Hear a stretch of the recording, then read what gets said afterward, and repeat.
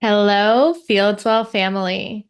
I know we all love love, so I'm really excited to introduce you to today's guest, Barry Selby, also known as the Love Doctor. Barry is a masterful relationship expert, best-selling author, and speaker. With over 40 years in personal development and a master's in spiritual psychology, Barry empowers women to embrace their feminine magnificence and helps men open their hearts without giving up their balls.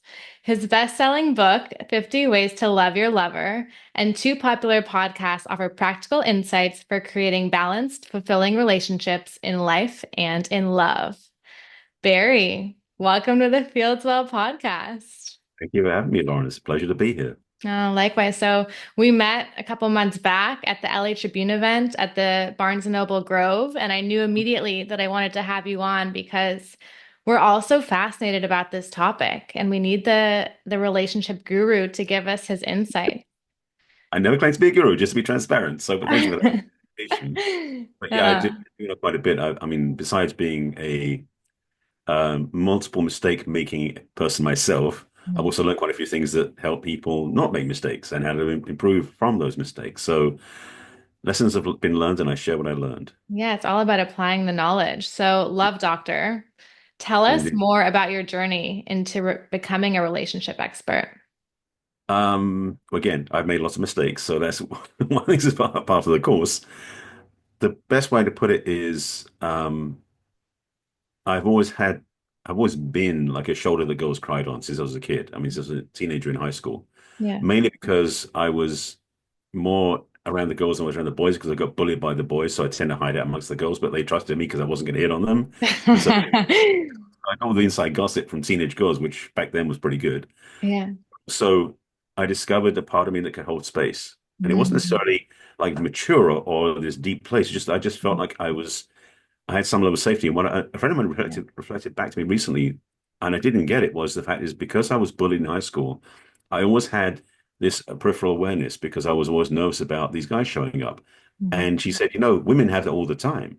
And I Mhm. went, that was a connection I didn't realize I had. So I've always had that gift of understanding that energy, not necessarily Yeah. relating to how women feel, but at least having that same sense of being very present and aware of what's going on. Mm. So that's one thing that happened. Um, and so my journey through dating was marked by clumsy mistakes and different um, patterns that showed up. Mhm. But I guess the best way to put it, or the best piece I put into the place was I went through in more mature years, three different relationships where the same thing happened. That was probably the biggest telling lesson. Mhm. And after the third breakup, uh, she was kind enough and blatant enough to tell me exactly what I did wrong. And Mm. as much as I hated hearing it, it was probably the biggest gift I could have gotten because I finally figured out, oh, that's what I did in the last two relationships too. And basically what happened was I hadn't been the man she thought I was when we first started dating. She'd seen me in leadership roles because I volunteer, I do leadership roles in volunteer places. Mhm. But when we got into a relationship, I became kind of basically passive. Yeah. Up to that point, I just knew of two ways of being as in a relationship for a man was to be the nice guy, be the bad boy, Mhm. the macho man. And Yeah. the bad boy was something that was so antithetical to who I was. The only other choice I had was to be the nice guy, but that was very passive Mhm. and beta in a sense. It wasn't very Yeah. strong. Yeah. So when she basically told me that's what I was doing, because I wasn't conscious of it, I went, okay, what am I missing? At this point, I'd done all this spiritual work, personal growth work, learned some things, and I still kept messing things up. Uh-huh. And it was short after that, after making some pretty direct requests of what I call God, my own personal relationship with spirit, Yeah. I bumped into this woman coming out of this out of the spiritual center I attended and still do attend. And she was gorgeous. And this is 2007. And my comfort level talking to good looking women wasn't very strong. It was still very like, not sure if I could do that. I had to because she was glowing, she was gorgeous. There's like neon Yeah. signs over her head saying talk to her. So I Mhm. did. Mhm. Sort of said the things like, you're glowing, where have you been? And she burst out laughing. We had a great conversation. Yeah. And basically what that led me to was the retreat she'd been on. And that retreat basically explained what the piece I was missing, which was Mhm. understanding there's a thing called masculine feminine polarity. Yes. And I didn't know at that time there was a third option besides macho, bad boy, or nice guy Mhm. and passive. Yeah. Masculinity was a place that I didn't realize was in me, but it wasn't evoked, it wasn't awake. Mhm. But when it did, it just changed everything for me. One, because it woke me up to who I was. But secondly, and this is actually one of my teachers talks about this, is that I had to discover my why for being here was. Because for men, if we don't have a why, we're kind of aimless. And I prove that very clearly quite often. Hmm. And so when I got clear about my why, I knew that my work was in the area of service to relationships. It became very clear. It was like crystal clear. Hmm. And so ever since. And part of my work, because of my mistakes I made, is to help people discover the patterns they've repeated again and again and weren't conscious. Hmm. That's so Because, interesting, Barry. Thank you for sharing your story. I think it's a common challenge many people face is how do we balance the masculine and the feminine energies? And Mhm. so that kept coming up for you. What is the masculine feminine polarity? Well, the way I describe it as a polarity is because it's a spectrum we all live on. So it doesn't matter what your gender is, what your sexual preference is, or any of that. We are somewhere on the spectrum from masculine to feminine. It's like from light to dark. It's not one or the other. It's like a dimmer switch. It has a control between the two. And Hmm. so we carry all of it within us. Hmm. And also we move along it depending what's required of us. One thing I got very clear is you don't anchor in one spot and stay there forever and ever Hmm. because it doesn't function that way. We tend to move back and forth depending if we're working in a job or we're taking care of kids or we're playing with a puppy or we're driving. All those things impact where we reside on the spectrum. Hmm. Yeah, super helpful. And I think, in this day and age, it's come up a lot because as women are stepping into more leadership roles, they wonder, how can I balance this with my masculine partner without totally stepping into the masculine? Because in the household or with my man, I want to be in my feminine. How do you Absolutely. suggest individuals navigate this? This is one of the biggest challenges, and it's true. I mean, this has been going on for quite a few decades now, where women have been in entrepreneurial leadership or leading their own lives, what it was. And so thankfully you understand that it is about how to be both in the business world, masculine world, and be in the feminine with a masculine partner, which is ideal. And so Yeah. the shift basically is to be conscious. Hmm. For most of us, well, say mostly men more than women, but most of us, we tend to be an automatic pilot a lot of the time. So we're Yeah. not necessarily conscious. So for us men, when we're with a woman who's in a feminine, or we want her, or a partner wants to be in a feminine, we need to remember our masculinity too, because men don't stay there all the time either. So it's Hmm. both partners.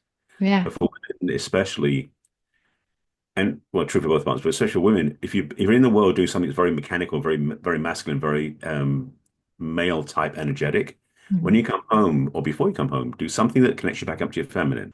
Hmm.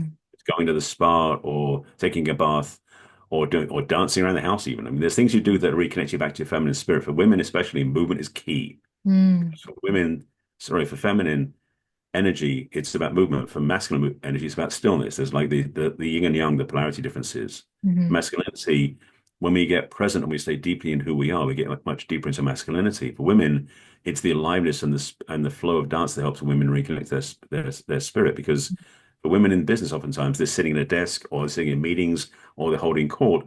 They're not usually moving that much. Right. So doing something that just frees up the energy is a good way to start. Hmm. Super helpful. Thank you. What do you see as some of the most common issues people face in love and relationships? Uh, how much time we have? Yeah.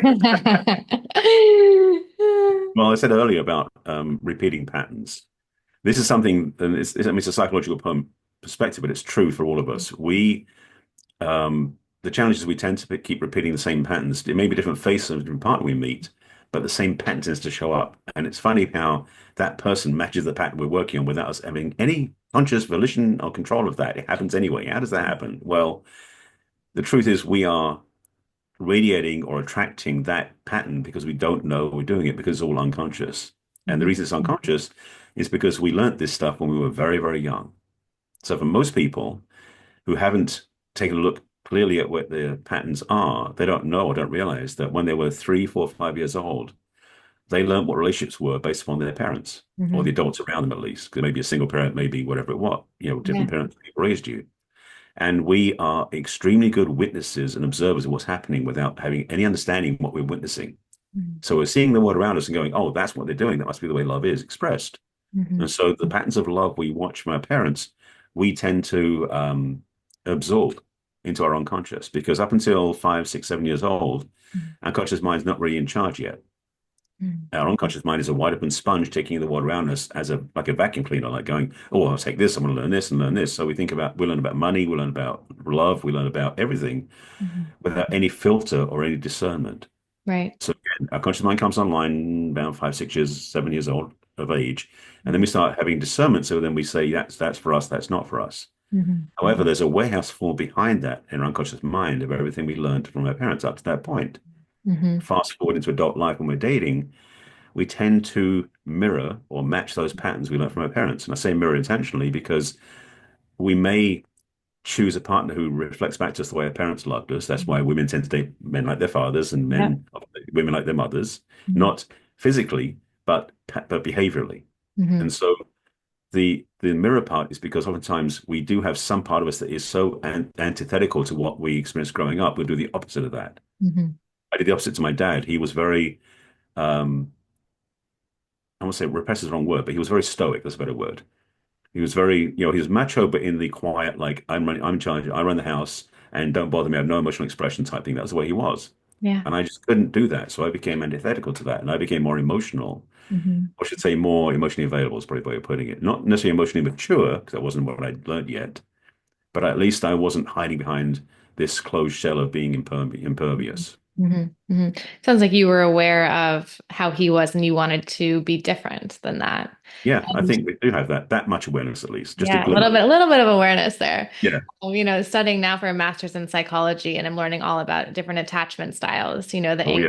anxious, the secure, the avoidant, and how the attachment styles we form with our primary caregivers, so our parents or whomever raised us, is Yep. what ends up perhaps manifesting in our romantic relationships when we're older, and it's similar to what you're explaining here.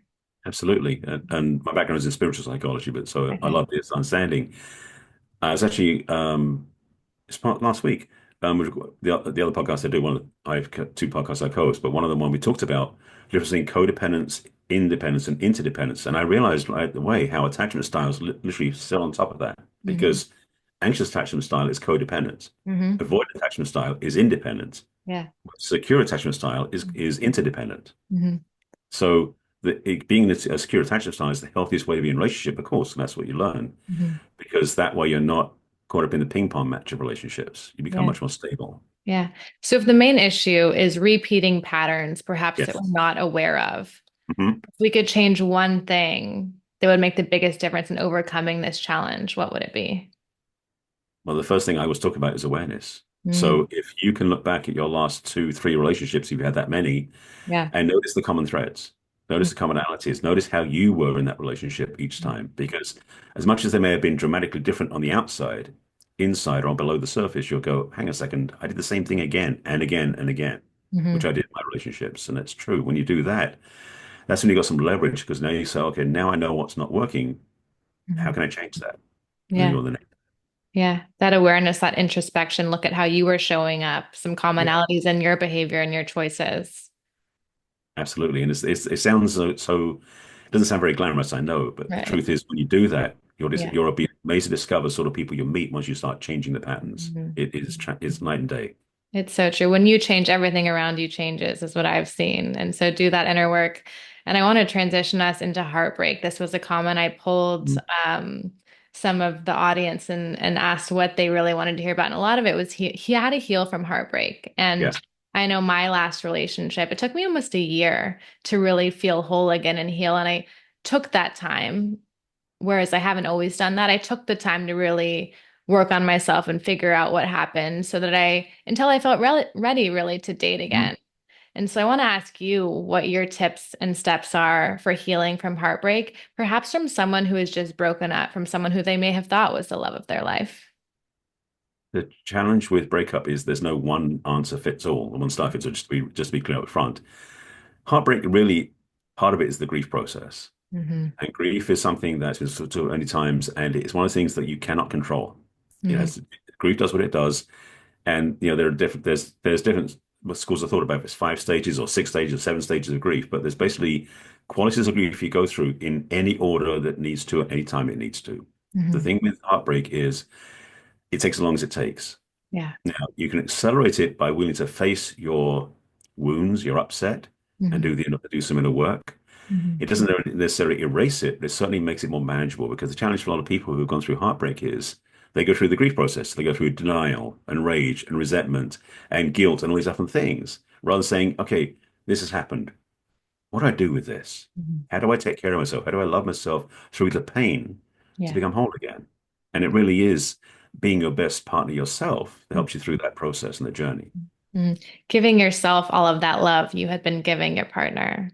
Yeah. Well, the thing I talk about a lot, talking about again, Yeah. about the interdependent piece, that secure relationship, is the way I talk about working with my clients, I help them become better partners to attract better partners. So it is the inner work and really being your own best friend Mhm. to not to give yourself everything, but certainly give yourself the love that you may have been thinking the other person had to give you so you can be whole again. Yeah. Yeah. So I think the jury's still out on what people are looking for in this day and age. With Hmm. all the dating apps, with all the different types of relationships we're seeing, if it happens to be monogamy, what would you say are the key ingredients for a healthy, long-lasting relationship? Oh boy. First of all, you need to know what you want before you even meet somebody. Mm, And frankly, I guess this is true regardless of monogamy or not. If you don't know what you're looking for, anything will do, really. right. So if you know you want something special, then define what that is for you. Yeah. Obviously, it can't be exactly matching what the person's going to be. I mean, it's a Mm, miracle if it does. But if you at least make like core values, like first of all, know this is actually back up 1 second. Know what your values are first. mm, If monogamy is your thing, that's a good start. But what if it's healthy eating? What if your qualities of life are to be of service in the world? mhm, Maybe you want to find someone that matches that. mm, So know what lights you up first, mhm, and now help you find a partner that matches the values you hold and what you hold dear. And with monogamy, especially, is it is still the most common form of relationship, I would suspect. At the same time, it is the one that has the most challenges because it is the most common. People see monogamous relationships breaking, going wrong, and they say, "See, that doesn't work." It's like, mhm. no, it's how it works and how Right. you do it that's important. Yeah. I heard, I don't remember who it was, but they were saying, okay, you say you want all of these qualities in a partner. Why don't you make a list of all of those qualities and then become them yourself? And Hmm. then you'll have a better chance of attracting that person. You want someone who's successful, who's kind, who's loving, who enjoys travel, what have you.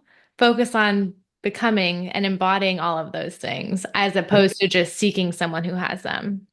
Absolutely. And that's the thing that we oftentimes externalize or put out into the world what we want from somebody else, but don't even think about what we bring to the table. Mhm. And so Yeah. you're so right on with that. Absolutely. Embrace and inhabit the qualities that you want to have by being it yourself. Absolutely.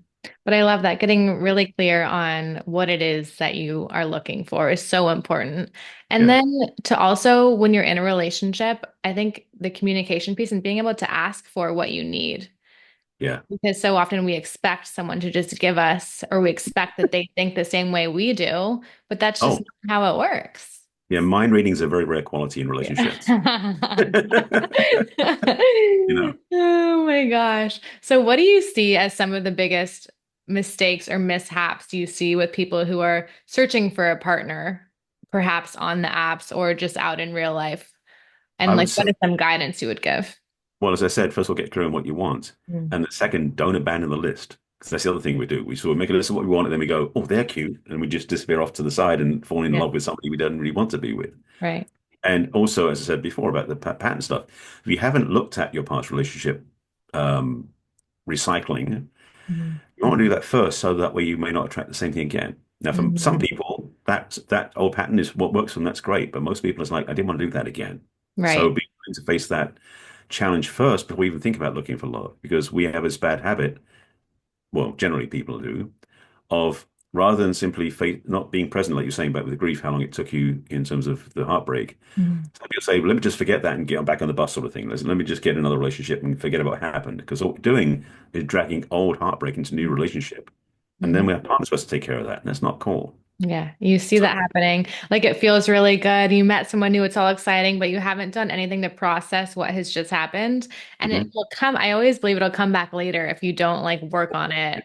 Oh, yeah. Yeah. Well, the reason being is because if that stuff is stuck inside, the more you get into a relationship, the more you open up, what's inside is going to come out. And if that wound is inside, that's going to come out. So absolutely that's going to Yeah. happen.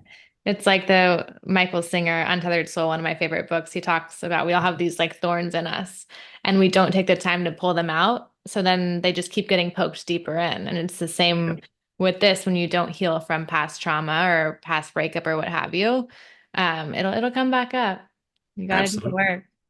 Hmm. So, intimate relationships, they're difficult. They all have their own conflicts and challenges. You're getting to know someone on a super deep level. We're used to this like Disney fairy tale happily ever after, but as you grow up and live on planet Earth, you realize that's not necessarily how long-term lasting love works. Yeah. So, if we know conflict is inevitable, how can we approach conflicts and conflict resolution in a way that can strengthen relationships as opposed to damage them? Well, the first thing is, and this is one of the hardest things to get, is that we can't really get angry about things we don't care about, which means if we're getting angry, it's because we still love. If you Mm, don't care, then there's no love. That's different. Like apathy is the opposite of love, not hate. yeah. It's a big one, by the way. So if there is anger, upset in the relationship, Mhm. it's something where you need to realize, first of all, that there is upset because better than stuffing it, hiding it, pretending it doesn't exist, and then the resentment builds. Secondly, is schedule or make time to have a conversation that's face to face that's not being disturbed by anything else. So not when you're driving in the car, not when you're around the kids, not when you're doing other things at work. It's like find time to make it important enough to talk about it.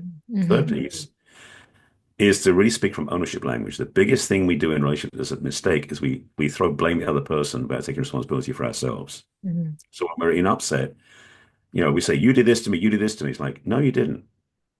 I got upset about what you did. That's accurate. Mhm. So changing the responsibility to ourselves, Mhm. yes, what they did may not work, but the upset isn't because of them. It's because we chose to get upset in response. That's our wiring. Again, like you said with the thorns, they Yeah. got pushed in. Mhm. So we need to be aware of the fact that we haven't removed them, Yeah. and we can heal. But again, not to let the other person off the hook necessarily, Mhm. but to make them less responsible than they really Mhm. aren't anyway. Mhm. It's the accountability piece. Yes, Yeah. absolutely. I don't remember where I read this, but it was talking about how um it was talking about setting up like a 30-minute to 60-minute meeting with your partner each week to just discuss like the status of your relationship, anything Mhm. coming up, anything we need to work on. And I thought that was so smart because as you said, set aside the time to focus on talking about the dynamics and how things are going. Well, the thing is, ideally, the relationship you have with your primary partner, especially if it's a long-term relationship, is the most important thing in your life besides the relationship with yourself. Mhm. So why not allocate an hour a week? We are kind of time every day to go to the gym or to make meals. Right. Time for your relationship. Yeah. Sense to do that, absolutely. Yeah. And I want to get your thoughts on this. In this day and age, we feel like we have so many options. I think in large part because of the dating apps that I think you are seeing an increase in divorce. People are just feeling, oh, I'll find someone else. But I almost feel like when you're able to work through it, in a relationship, you can reach a new high. And some Yes. people can't see that. But I also think it takes two people who are willing to work through it to get to that new high.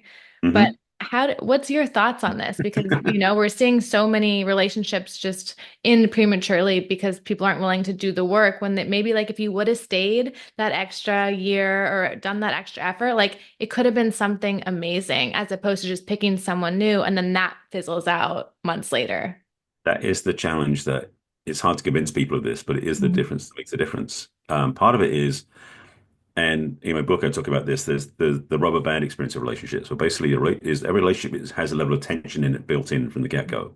Mhm. And that's wonderful and it's great because it keeps the relationship exciting, keeps it connected, keeps things moving forward. But when something happens, a challenge or an upset or an argument or some sort of challenge, there's going to be more tension put on the relationship. It's going to pull it further apart. The thing Mhm. is, one person in the relationship tends to be choosing to move to a higher level, either taking responsibility or they're learning some new things.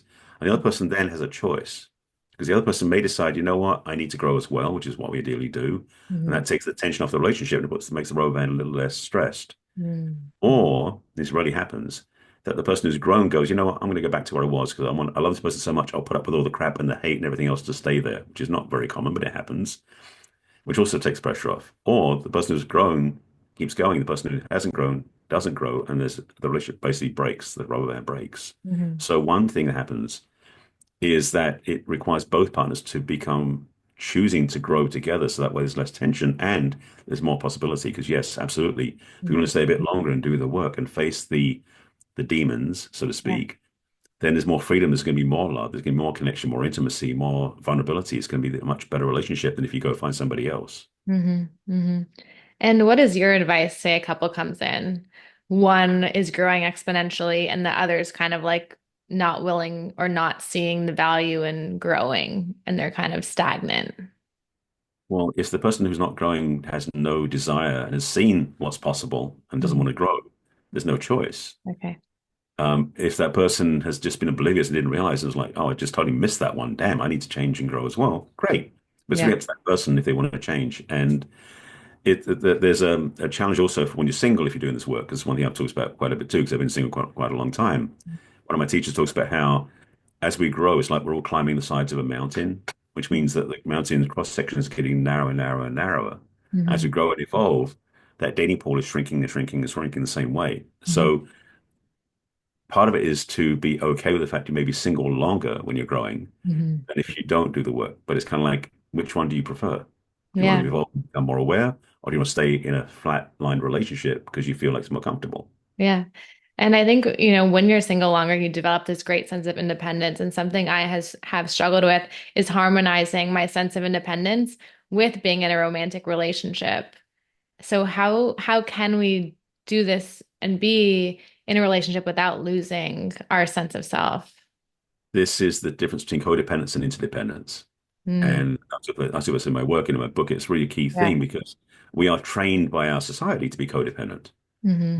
The man does this, the woman does that, all these sort of things, which is really, unfortunately, not the way we want to grow and thrive. And one of those things, like my favorite quotes used to describe codependence is from Jerry Maguire, which says, "You complete me." It sounds romantic, but it's horrible Yeah. because none of us are incomplete. Right. So that idea. So in relationship, there is this tendency to feel like we're going to be, face to face, nose to nose, like we're actually totally in love. But the problem with that is you can't see where you're going because you're blocking each other. We're just side by side. And Yeah. so it's really about two independent people being Hmm. interdependent with each other because when we recognize we're both whole, independent, magnificent people, Hmm. when we come together, we then add to the relationship we create together. Because the thing about relationship, it's not about two people being absorbed into a relationship. It's about two whole people sharing together, creating a new relationship.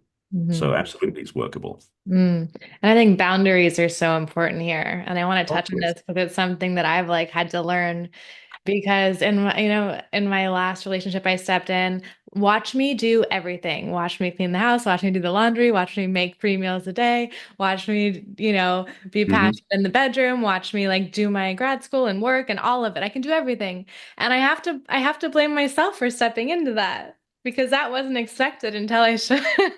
Well, I wouldn't necessarily blame yourself, but at least be Yeah. responsible for it. Okay. Like, Sorry. I knows have that. to take Yeah, yeah, you don't have to beat yourself responsibility up for too it. much. Fair. Because the tendency is we do start going, oh, damn, I should have known better. It's like, you did your Right. best you knew how at the time. Now you know better. Don't go Now back and I beat up know, but there's a the lot past. great Right, lesson to right, learn. It's okay to say no and respect your own time. So talk right. to us a little bit about setting boundaries and why they're important in relationships. Boundaries are vital because, as I said before, about having two whole people being together in a relationship, those whole people are defined by the boundaries they have for each other, for themselves and each other.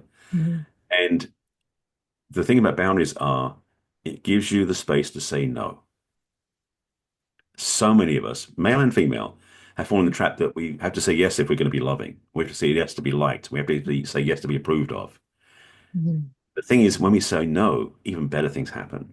We Mm. approve of ourselves. Yeah. We love ourselves, and we we're worthy. So in a relationship, especially when you're single, because you start to practice skills when you don't have anybody else impinging on your space, so to speak. Mhm. So when you're single, definitely practice this: is having the ability, the willingness to say no. I just wrote an article for my business group about about being trustworthy because boundaries actually the healthier boundaries are, the more Mhm. trustworthy you are Mm. because people know who you are and what your Yeah. limits are. Yeah.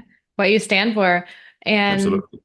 I think it helps people respect you because you're not just saying yes to everything. You're saying, no, I have a limit here. Here's what I will Mhm. tolerate. Here's what works for me. I know myself, so I'm going to set some boundaries. Yeah. And that's the thing, because in the article I talk about this that our biggest challenge is what is our word worth? And Mm, boundaries are about, well, is this is where I stand, this is what I believe, in, this is what's true for me. But yeah. then if you change that in the moment because somebody else asked something, you're no longer trustworthy because you don't Mm, have healthy boundaries. So it is about making your actions match your words, mm, which includes not saying yes to everything. It includes mm, saying no often because then you have healthier boundaries because you don't overcommit and you don't break your commitments because you actually have time to do everything you want because you said no enough to give yourself space in your life, healthy boundaries, and room to do what you want to do. Yeah. And it's not only about getting or having your partner trust you, it's about learning how to trust yourself. Yes, absolutely. So, as we wrap up, I want to touch on you talk about the power of self-love. Hmm. How does cultivating self-love improve our relationships with others? It's something much more than just simply saying, I love myself. It's so much more than that. Because really what self-love is about is really putting an investment into the relationship we have with ourselves. Mhm. So building up stronger self-trust, having healthy boundaries, Mhm. um, having clear understanding what we want in life. Mhm. Independent relationship. I want to be able to do this, this, and this in my life. And if I meet somebody who does that with me, great. That's a better way of planning than saying, when I find this person, then I'll have what I want. Mhm. No. Mhm. You Yeah. want to find somebody who meets you on the journey. Yeah. So it's those sort of self-centric activities, building up your own self-trust, your own self-approval, your self-confidence, Mhm. and your self-support. Because the challenge also we face Mhm. is that when we get into relationships, sometimes we don't take responsibility for our own part in that relationship. Like you were saying, you overcompensated for that. Mhm. So it's having that ability to take care of ourselves and really care for who we are, which is what self-love is all about. Mhm. Mhm. Life is now. So often we're waiting for the person, the job, the event to make us happy, to make us feel loved. But we are a being of love. And so, how can we begin to tap into that? And it is starting to love and care for yourself and build trust in yourself by going after the things you feel called to do, the things that you want. Absolutely. It's the Yeah. only way. And yes, it's against the way that society's been teaching us, but it is the way we're meant to be doing it. hmm Barry, is there anything you'd like to leave our audience with today? If you've listened to what we talked about, you can have an amazing relationship.